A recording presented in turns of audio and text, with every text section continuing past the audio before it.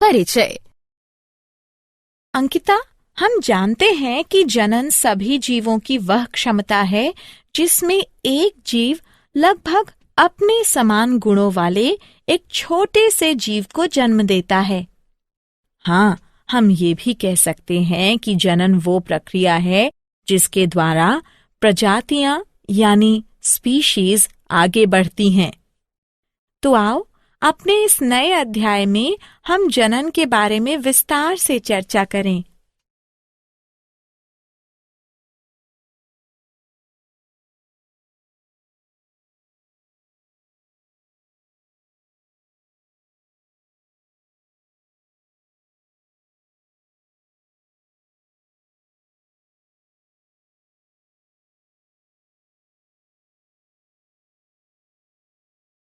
उद्देश्य।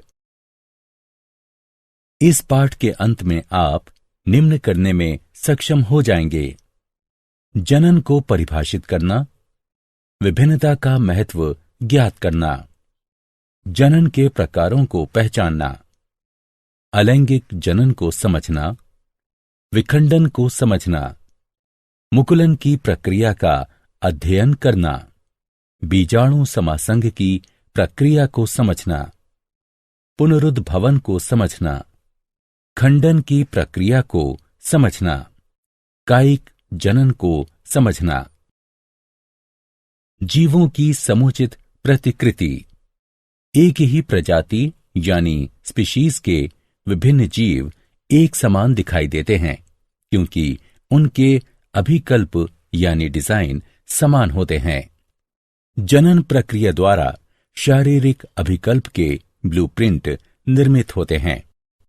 हम ये पहले से ही जानते हैं कि प्रत्येक जीव कोशिकाओं से मिलकर बना हुआ है तथा प्रत्येक कोशिका में केंद्रक में गुणसूत्र पाए जाते हैं। डीएनए के रूप में जनक से गुणों की संतति पीढ़ी में पहुंचाने के लिए इन गुणसूत्रों में सूचनाएं एकत्रित होती हैं। डीएनए में प्रोटीन संश्लेषण हेतु सूचनाएं निहित होती हैं। प्रत्येक कोशिका विभाजन के बाद डीएनए प्रतिकृतियन होता है तथा 2 प्रतियां बनती हैं। कोशिका विभाजन के परिणाम स्वरूप प्रत्येक कोशिका 2 संतति कोशिकाओं में विभाजित हो जाती है। विभिन्नता का महत्व। प्रतियां बनते समय डीएनए की सूचनाओं में बदलाव आ जाता है जिससे निर्मित हुई प्रोटीन भिन्न हो जाती है तथा इस प्रकार जनक प्रजाति यानी स्पीशीज से विभिन्नता आ जाती है जो कि जैव विकास का आधार है। जनन की प्रक्रिया के परिणाम स्वरूप जीवों की समष्टियों द्वारा निकेत भरे हुए हैं। बाह्य कारकों जैसे ताप, जल स्तर, उल्कापात के कारण निकेत में अचानक प्रबल परिवर्तन आ जाते हैं। परिणाम स्वरूप संपूर्ण समष्टि नष्ट हो जाती है किंतु कुछ जीवों के बच जाने की संभावना रहती है। हम उपर्युक्त चर्चा को एक उदाहरण की सहायता से समझ सकते हैं। शीतोष्ण जल में पाए जाने वाले जीवाणुओं की कोई समष्टि है तथा वैश्विक ऊष्मीकरण के कारण जल का ताप यदि बढ़ जाता है तो अधिकतर जीवाणु व्यष्टि मर जाएंगे, परंतु उष्ण प्रतिरोधी क्षमता वाले कुछ परिवर्त ही जीवित रहते हैं तथा वृद्धि करते हैं। अतः विभिन्नताएं प्रजातियों यानी स्पीशीज की उत्तरजीविता बनाए रखने में उपयोगी हैं। जनन के प्रकार। अलैंगिक जनन। जनन 2 प्रकार का होता है: अलैंगिक जनन, लैंगिक जनन। जब संतति की उत्पत्ति एकल जनक द्वारा युग्मक यानी गैमीट निर्माण की भागीदारी के साथ अथवा इसकी अनुपस्थिति में हो तो वह अलैंगिक जनन कहलाता है। उदाहरण: अमीबा में द्विखंडन, हाइड्रा में मुकुलन, राइजोपस में बीजाणु समासंग और पुष्पी पौधों में कायिक जनन। अलैंगिक जनन में कोशिका विभाजन असमसूत्री या समसूत्री होता है जो नए जीव उत्पन्न होते हैं वे बिल्कुल अपने जनक से मिलते जुलते होते हैं तथा यह एक तीव्र गुणनात्मक यानी बहुलीकरण विधि है। अलैंगिक जनन की कमियां ये हैं कि इसमें एक पीढ़ी से दूसरी पीढ़ी में एक समान जीव ही उत्पन्न होते हैं तथा जैव विकास संभव नहीं हो पाता है, जिससे कि विविधता उत्पन्न नहीं होती है।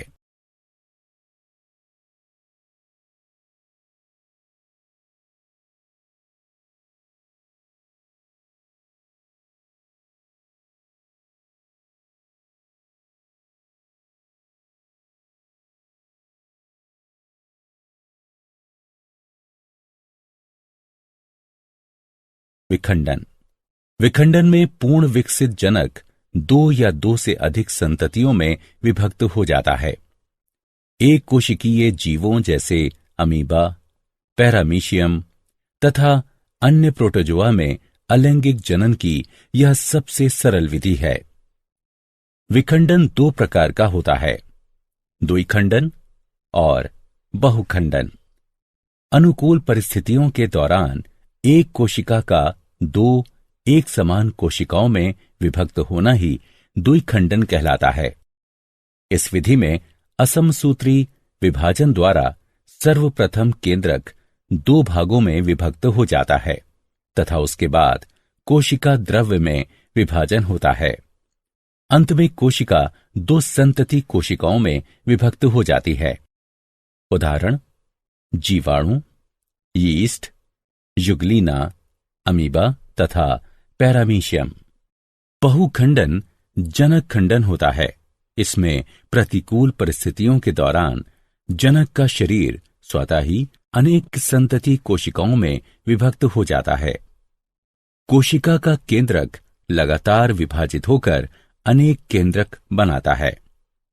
प्रत्येक केंद्रक कम मात्रा के कोशिका द्रव्य से घिरा होता है तथा पुटी यानी सिस्ट में अनेक संतति कोशिकाएं उत्पन्न होती हैं।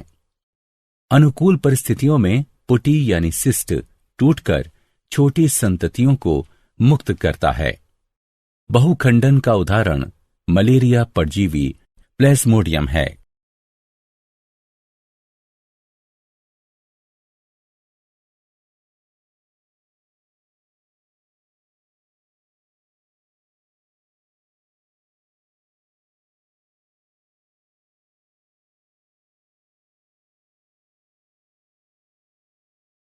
मुकुलन। मुकुलन में एक या एक से अधिक एक कोशिकीय या बहुकोशिकीय बाह्य वृद्धि, जिन्हें कलिकाएं कहते हैं, जनक शरीर के ऊपर या अंदर उत्पन्न हो जाती हैं। हाइड्रा पुनर्जनन की क्षमता वाली कोशिकाओं का उपयोग मुकुलन के लिए करता है और इसके कारण एक स्थान पर कलिका यानी मुकुल विकसित हो जाती है। यह कलिका यानी मुकुल वृद्धि करके एक नन्हे जीव में बदल जाता है तथा पूर्ण विकसित होकर जनक से अलग होकर स्वतंत्र जीव बन जाता है।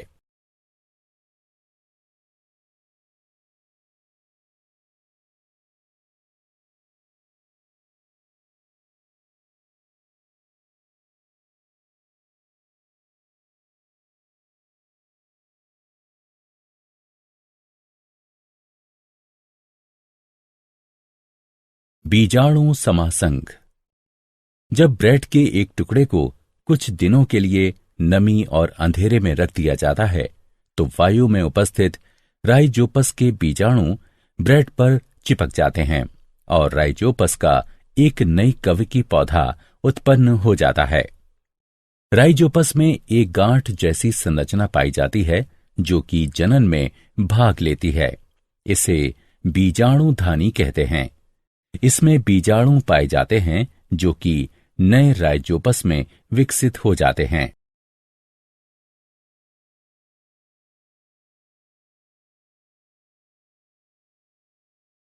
पुनरुद्भवन यानी पुनर्जनन। पूर्ण रूपेण विभेदित जीवों में अपने कायिक भाग से नए जीव के निर्माण की क्षमता को पुनरुद्भवन कहते हैं। इसमें जीव के शरीर का कटा या टूटा हुआ भाग वृद्धि या पुनरुद्भित होकर एक नया पूर्ण जीव विकसित हो जाता है। सरल जीव जैसे हाइड्रा और प्लेनेरिया को कई टुकड़ों में काट देने पर प्रत्येक टुकड़ा विकसित होकर पूर्ण जीव का निर्माण कर देता है।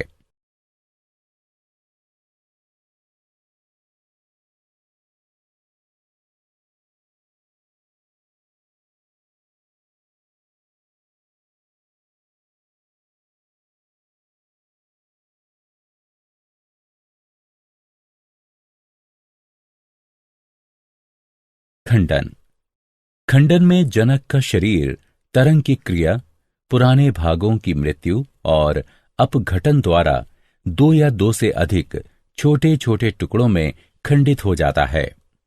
सरल संरचना वाले बहुकोशिक जीवों में जनन की सरल विधि कार्य करती है।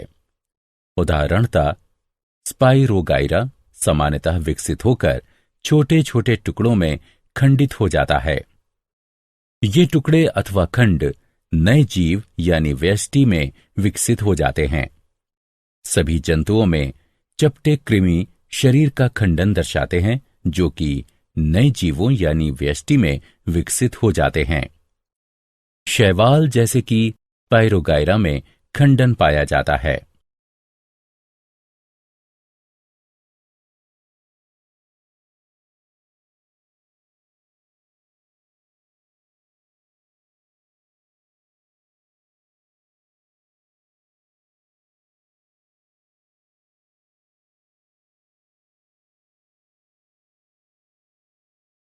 कायिक जनन।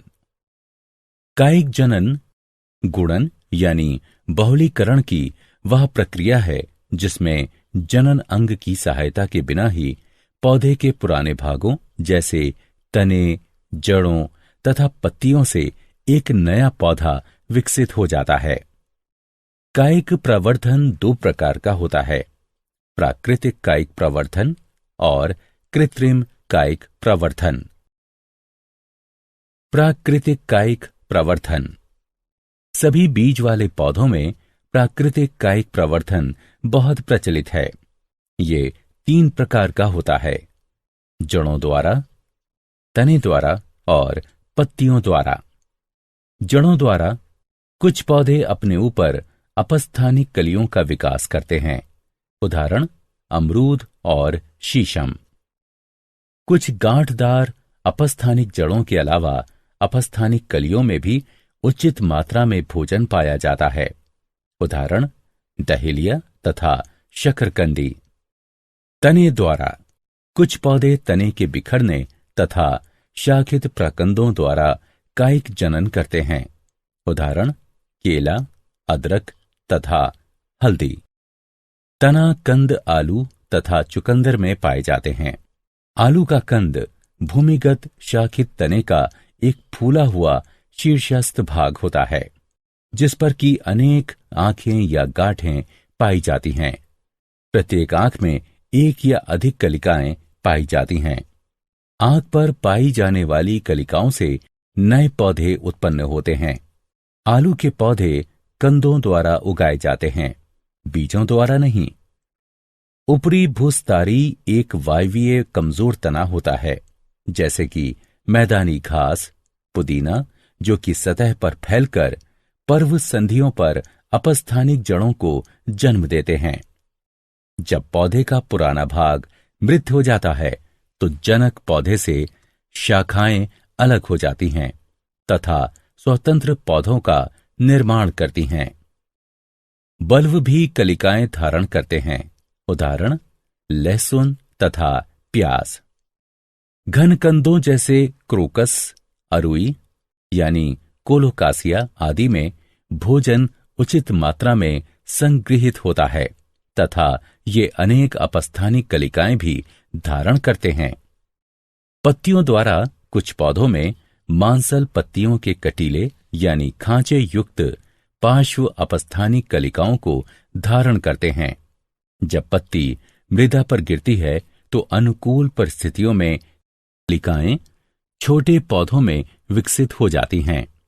नवीन पादप पृथक होकर स्वतंत्र पौधों में विकसित हो जाते हैं, उदाहरण ब्रायोफिलम, बिगोनिया।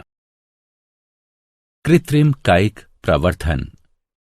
मालियों तथा बागबानों ने कृत्रिम कायिक प्रवर्धन की विभिन्न पद्धतियां विकसित की हैं।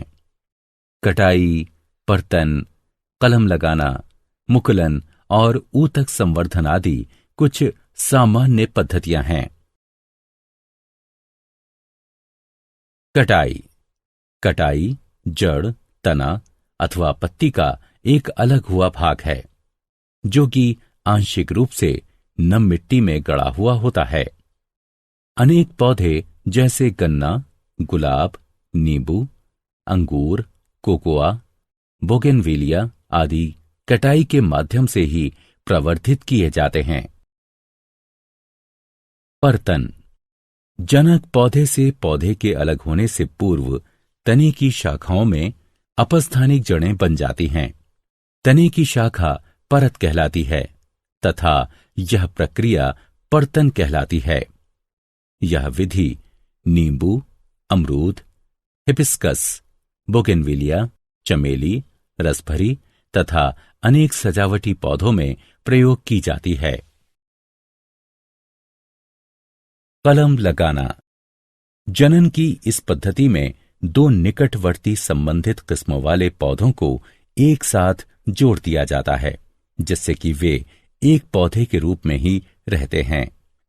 पौधे का एक भाग जो कि पौधे के अन्य भाग पर कलम लगाता है पौधे की कलम यानी साइकान कहलाता है तथा वो पौधा जिस पर कलम लगाई जाती है डंठल यानी स्टॉक कहलाता है। उदाहरण आम, सेब, मटर, नींबू और अमरूद। मुकुलन। मुकुलन में एक वांछनीय पौधे के तने से छालयुक्त एक छोटी कलिका यानी मुकुल ली जाती है। इसके बाद डंठल की छाल में बनाई गई काठ यानी दरार में घुसाई जाती है। दोनों को बांध दिया जाता है तथा इन्हें सूखने से बचाया जाता है। उदाहरण गुलाब, आलू बुखारा आदि। ऊतक संवर्धन। संवर्धन विलियम के कृत्रिम माध्यम में पृथक या विलगित पादप कोशिकाओं अथवा पादप ऊतक के छोटे भागों में नए पादप का निर्माण ही ऊतक संवर्धन कहलाता है। पौधे के वृद्धि वाले सिरे से ऊतकों अथवा विलगित कोशिकाओं को हटाकर तथा उन्हें कृत्रिम माध्यम में रखकर पौधों को विकसित कराया जाता है। पादप ऊतक विभाजित होकर कोशिकाओं के छोटे समूह बनाते हैं जिन्हें कैलस कहा जाता है। कैलस को एक ऐसे अन्य माध्यम पर स्थानांतरित किया जाता है जिसमें कि वृद्धि तथा विभाजन के लिए हार्मोन पाए जाते हैं जिससे कि पादपक या छोटा पौधा बनता है। बने हुए पादपक को गमलों या मृदा से प्रतिरोपित किया जाता है जहां वे वृद्धि करके विकसित पौधे बना सकते हैं। यह बाह्य यानी इन विट्रो सूक्ष्म प्रवर्धन भी कहलाता है क्योंकि यह प्रक्रिया एक परख नली यानी टेस्ट ट्यूब में एक कृत्रिम पर्यावरण का प्रयोग कर जनक पौधे के बाहर होती है। यह सजावटी पौधों जैसे ऑर्किड, डहेलिया तथा कॉर्नेसन के लिए प्रयोग की जाती है।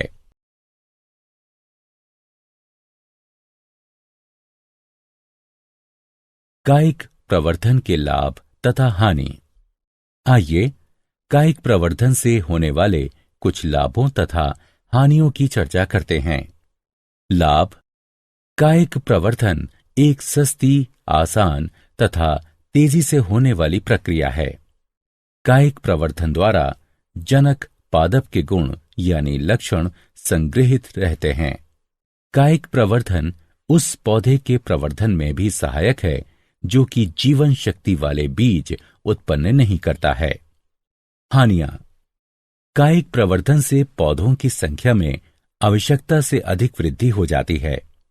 इसमें कोई भी जैव विभिन्नता नहीं पाई जाती है तथा पौधे पर्यावरण के कम अनुकूल हो जाते हैं। जनक पादपों में पाए जाने वाले रोग संततियों में स्थानांतरित हो जाते हैं।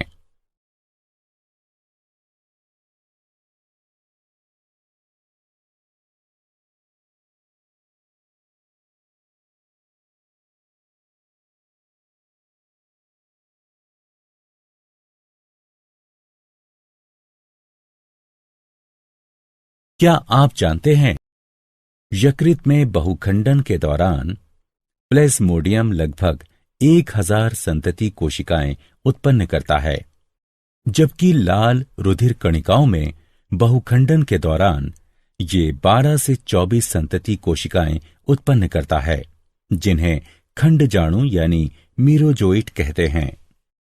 जीर्णोद्धार पुनरुद्भवन शरीर की खंडित कोशिकाओं के पुनर्निर्माण की एक प्रक्रिया है।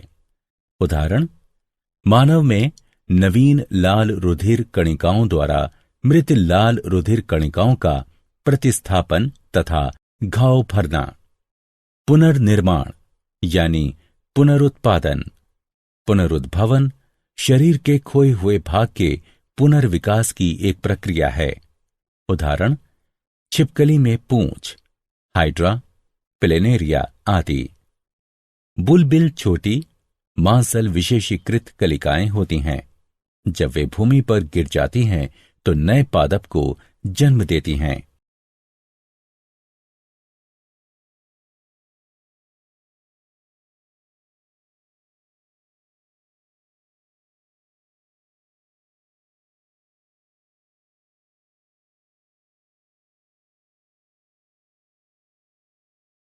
सारांश। आइए हमने जो कुछ सीखा है उसे संक्षेप में दोहराएं। वह प्रक्रिया जिसमें वर्तमान यानी मौजूदा जीवों से नए जीव की उत्पत्ति होती है, जनन कहलाती है। अलैंगिक जनन में नए जीव एक ही जनक से बनते हैं। कुछ जीव जैसे स्पाइरोगायरा सामान्यतः विकसित होकर छोटे छोटे टुकड़ों में खंडित हो जाते हैं। ये टुकड़े अथवा खंड नए जीव यानी व्यष्टि में विकसित हो जाते हैं। पौधों जैसे मनी प्लांट, गुलाब, अंगूर आदि में कायिक प्रवर्धन कटाई द्वारा होता है। पर्तन में पौधे की शाखा का सिरा भूमि की तरफ मुड़ यानी झुक जाता है तथा नम मृदा द्वारा ढक जाता है। कलम लगाने में दो निकटवर्ती संबंधित किस्मों वाले पौधों को एक साथ जोड़ दिया जाता है, जिससे कि वे एक पौधे के रूप में ही रहते हैं। जंतुओं में अलैंगिक जनन की विभिन्न प्रक्रियाएं विखंडन, मुकुलन, खंडन तथा पुनरुद्भवन हैं।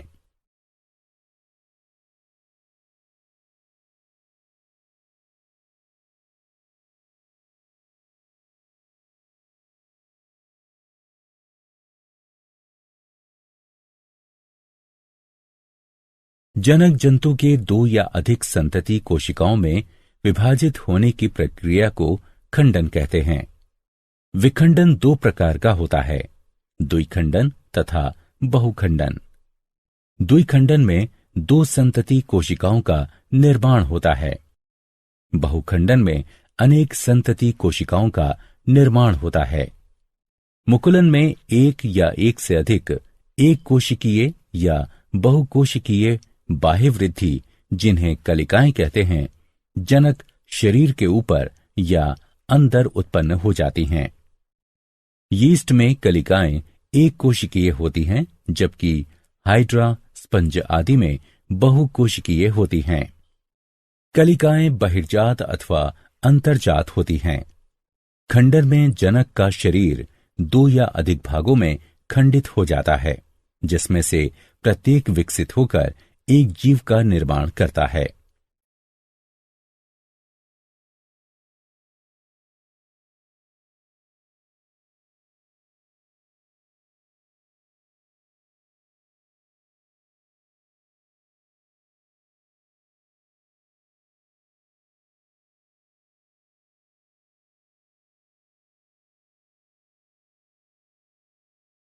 पूर्ण रूपेण विभेदित जीवों में अपने कायिक भाग से नए जीव के निर्माण की क्षमता को पुनरुद्भवन कहते हैं।